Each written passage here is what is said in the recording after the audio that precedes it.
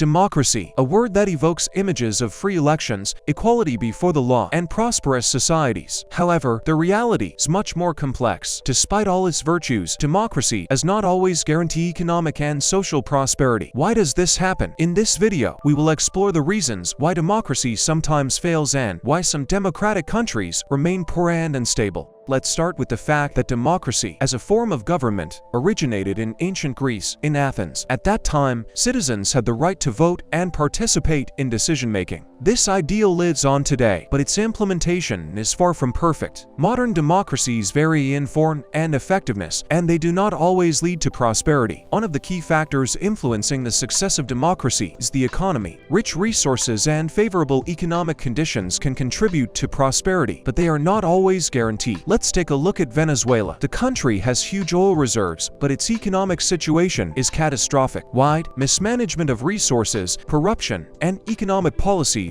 that repel investors and destroy market confidence. Venezuela, with the largest oil reserves in the world, could be one of the richest countries. When Hugo Chavez came to power, he began nationalizing key sectors of the economy, such as the oil industry. This led to reduced production, efficiency, and decreased investment. Price controls on food and other goods led to shortages, as producers could not make a profit and had to close their businesses. As a result, despite huge natural wealth, the people of Venezuela suffer from food shortages, hyperinflation, and unemployment. Corruption is another enemy of prosperity in democratic countries. When officials and politicians use their positions for personal gain, everyone suffers. Corruption undermines citizens' trust in the government and institutions, leads to inefficient use of public funds, and exacerbates social inequality. In countries with high levels of corruption, such as Nigeria, democracy exists only on paper but does not work for the benefit of the citizens. Nigeria is Africa's largest economy and one of the most corrupt countries in the world. Despite its rich oil reserves, a significant part of the population lives in poverty. Corruption permeates all levels of power, from local officials to the highest echelons of government. Huge sums of money allocated for infrastructure projects and social programs disappear into the pockets of corrupt officials, leaving the population without necessary support. In Nigeria, corruption has become a systemic problem infiltrating all aspects of life. For example, billions of dollars allocated for infrastructure development have been stolen or spent inefficiently. As a result, roads, hospitals, and schools are in a deplorable state. A recent scandal involving the disappearance of $20 billion from the National Petroleum Corporation symbolized the extent of corruption in the country. Social and ethnic divisions can also cause democracy to fail. In multinational and multi-confessional countries like Iraq and Lebanon, internal conflicts and tensions between different population groups can hinder the formation of a unified national course. In such conditions, democracy often becomes an arena for power struggles between various factions, leading to instability and a lack of sustainable development. Iraq, a country with a rich history and culture, faced serious challenges after the fall of Saddam Hussein's regime. Ethnic and religious conflicts between Shias, Sunnis, and Kurds complicated the formation of a unified government.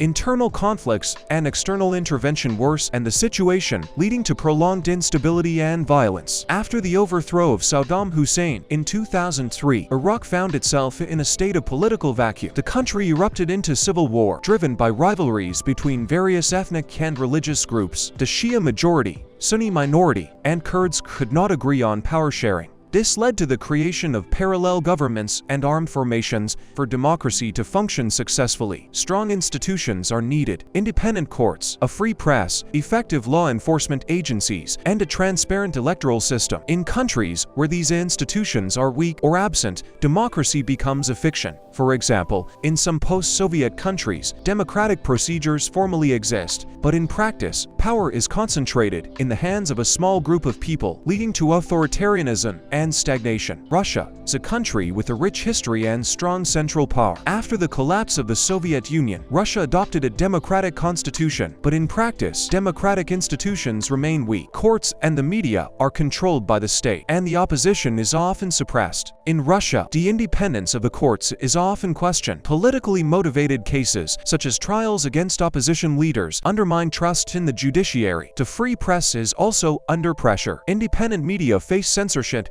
and threats, limiting freedom of speech and access to objective information. Political culture also plays an important role. In countries with a tradition of authoritarian rule, the transition to democracy can be a difficult and long process. People accustomed to strong leadership and centralized governance may not trust democratic institutions and processes. This creates favorable conditions for populists and demagogues who promise quick solutions to complex problems, but in practice lead the country to even greater chaos. Egypt has undergone several waves of political change since the Arab Spring in 2011. After the overthrow of Hosni Mubarak, the country attempted to transition to democratic governance, but political instability and economic difficulties led to growing dissatisfaction among the population. As a result, Abdel Fattah el-Sisi came to power, re-establishing authoritarian rule. The international community often supports democratic transformations in other countries, but sometimes this support can have the opposite effect. Imposing democratic standards and models that do not correspond to local conditions can cause resistance and destabilization. Examples of such failures can be found in Middle Eastern countries. Libya, after the overthrow of Muammar Gaddafi in 2011, plunged into chaos. External intervention and support for various factions led to the destruction of state institutions and a prolonged civil war. Despite the efforts of the international community to establish democracy, the country remains unstable and fragmented. Economic inequality is another reason why democracy does not always lead to prosperity. In societies with high levels of inequality, the wealthy segments of the population have disproportionate influence on politics and decision-making. This can lead to the adoption of laws and policies that benefit only a small group of people, while the majority remains marginalized. Brazil is one of the largest economies in Latin America, but also one of the countries with high levels of economic inequality. In Brazil, the wealthy elite has significant influence on politics through the financing of electoral campaigns and lobbying their interests. As a result, laws beneficial to large corporations but detrimental to the rights and interests of the poor are adopted. For example, agrarian reforms aimed at land redistribution are often blocked under pressure from landowners, leading to social tension and protests. For democracy to function successfully, educated and informed citizens are essential. In countries with low literacy levels and limited access to information, the population often becomes easy prey for manipulation and propaganda. Without critical thinking and the ability to make informed choices, democratic processes lose their effectiveness. India is the largest democracy in the world, but also a country with high levels of illiteracy and poverty. Limited access to education and information makes the population vulnerable to political manipulation. Populist leaders often use religious and ethnic differences to achieve their goals, leading to increased tension and conflicts. However, despite all these problems, there are examples of successful democracies that demonstrate that under the right conditions, democracy can lead to prosperity. Scandinavian countries like Norway, Sweden, and Denmark have high living standards, sustainable economies, and developed social institutions. These countries combine democratic governance with high levels of social responsibility and equality. Norway is one of the most prosperous countries in the world. High living standards, quality education and healthcare, and a developed social system are all the result of long-term work by democratic institutions.